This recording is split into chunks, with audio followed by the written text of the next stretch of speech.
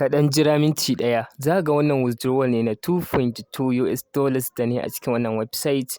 A cikin wannan bidiyon zan nuna maka step by step yadda za kana cire $2.2 a cikin wannan website a kowace rana. Kawai zai ɗauke ka ne minti ɗaya zuwa uku and boom, your $2.2 was available for withdrawal. Ba tare da ɓata lokacin ka ba, kai tsaye mu je a cikin bidiyon. Ga hikima an fasaha, hikima an fasaha, ga hikima an fasaha na TV. Alright, kamar yadda aka saba a kowane bidiyo mukan aji link a description na bidiyo. Yanzu haka ma link yana a description na wannan bidiyon, kana zuwa kana danna shi zai ɗauke ka peji kamar haka. In ka duba akwai hanyoyi guda biyu na register, za ka iya yi da email address kuma za ka iya yi da phone number. So ina zaɓin yi da email address, da ka yi zan saka email address sa'annan in saka ainihin password. A ƙasa za ka ga referral code. Abin da za ka yi shine sai ka danna akan button na ƙasa da aka rubuta sign off. Kai tsaye zai kawo ka a wannan pejin, sai ka danna a button na ƙasa a wurin da aka rubuta I know. A karon ka na farko da ka register zai nuna maka lucky spin, so za ka iya spinning, za ka iya winning na $5, $10 ta wannan wajen. So bayan ka yi wannan kai tsaye zai wuce da kai home page, ta inda za ka ga home page na ainihin application ɗin kamar haka.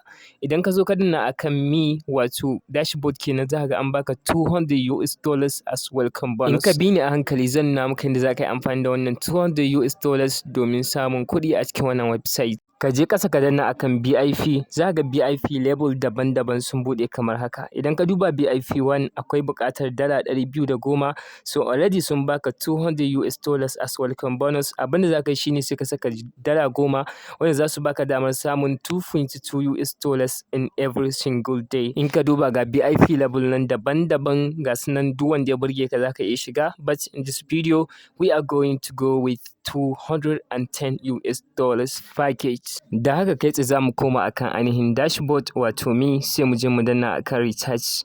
Muna dannawa zai buɗe mana peji kamar haka. Idan kuka duba za ku ga an ba mu wallet address wanda za mu yi amfani da shi domin turo USDT.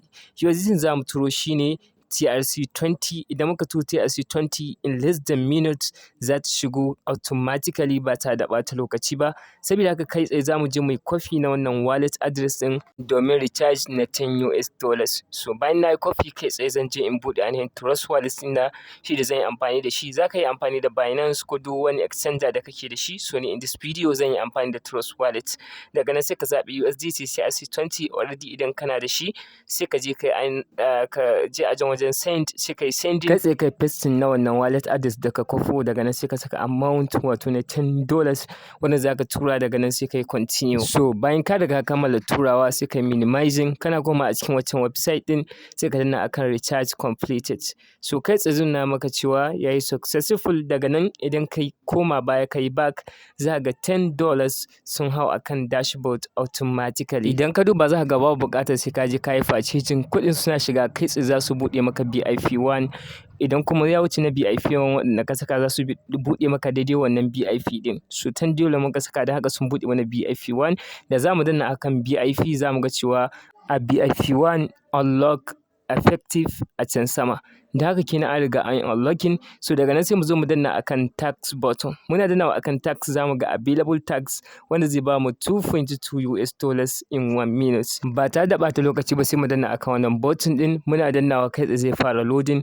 Yana loading zai nuna cewa ya yi success. Za mu ga cewa tax ɗin ya jaye daga nan. Da za mu danna akan completed za mu ga cewa wannan tax ɗin ya koma a gefen wanda muka riga muka kammala. Don haka sun aza mana $2.2 akan dashboard namu. Abin da za mu shi ne sai mu koma akan dashboard wato me kenan. Za mu ga kuɗin mu nan su koma $212.7. Don haka abin da za mu shi ne za mu danna akan withdraw.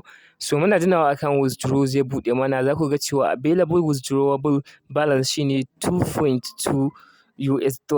So abin da za mu yi shi ne kai tsaye za mu zo mu saka ainihin wallet address wanda za mu yi withdrawal akan shi. Kada ku manta wallet address ɗin za mu yi amfani da shi shine na TRC20. Za ka yi amfani da Binance ko Trust Wallet. So ni na zaɓi amfani da Trust Wallet. Don haka na zo a Trust Wallet nawa zan danna akan TRC20 wato USDT TRC20 sai in yi copy na ainihin wallet address. Don haka bayan na yi copy na wallet address ba tare da ɓata lokaci ba zan yi minimizing in koma akan website.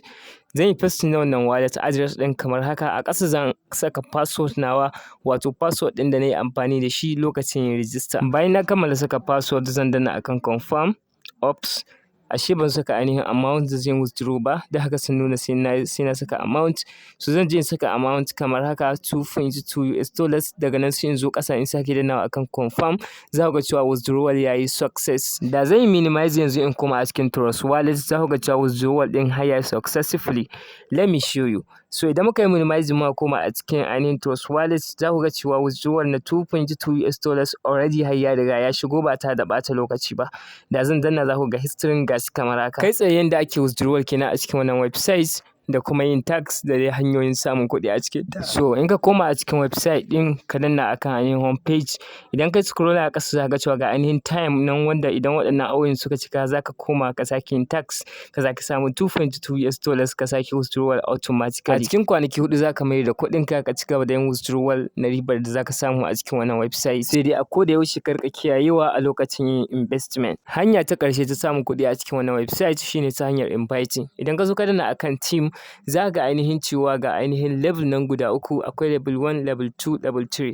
Wato wanda ka gayyata da shi ma idan ya gayyaci wani, wannan ya gayyaci wani, duka za kana samun commission daga waɗannan referral ɗin. Misali idan ka yi amfani da link nawa zan samu 10% commission, idan ka gayyaci wani kuma zan samu 2% na abin da ya investing a cikin wannan website. In ka duba a can sama za ka ga referral link naka da referral code, kai tsaye kai copy kai sharing zuwa ga 'yan uwa da abokan arziki. Duka anan ma kawo ƙarshen wannan bidiyon. Kada ka manta da subscribing, liking, sharing zuwa ga 'yan uwa da abokan arziki. Na gode, mu haɗu a bidiyo na gaba.